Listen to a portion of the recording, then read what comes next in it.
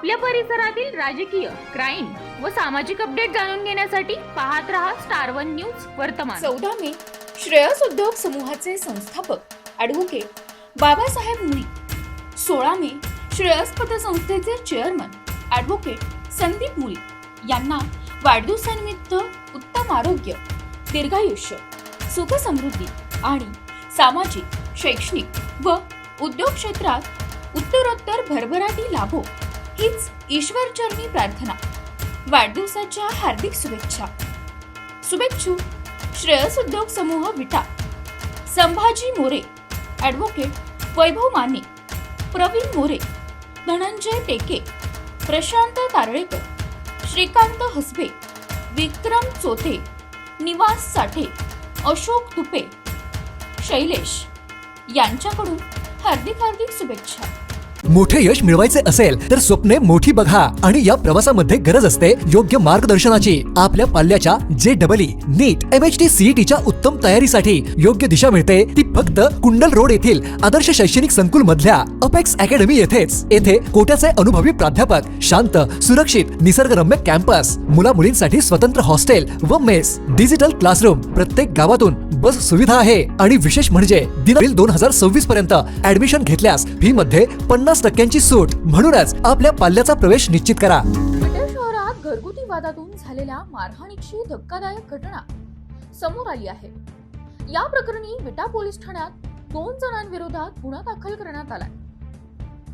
विटा पोलीस ठाण्यात गुन्हा क्रमांक 197/2026 अंतर्गत भारतीय न्याय संहितेच्या कलम 118/1, 352, 351/3 आणि 3/5 नुसार गुन्हा नोंद करण्यात आलाय।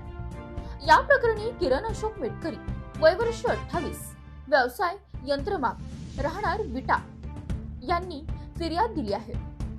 या प्रकरणातील आरोपी तुषार शंकर बुधे आणि काजल तुषार बुधे दोघेही राहणार जुनी सांगवी, पुणे येथील असल्याची माहिती पोलिसांनी दिली आहे।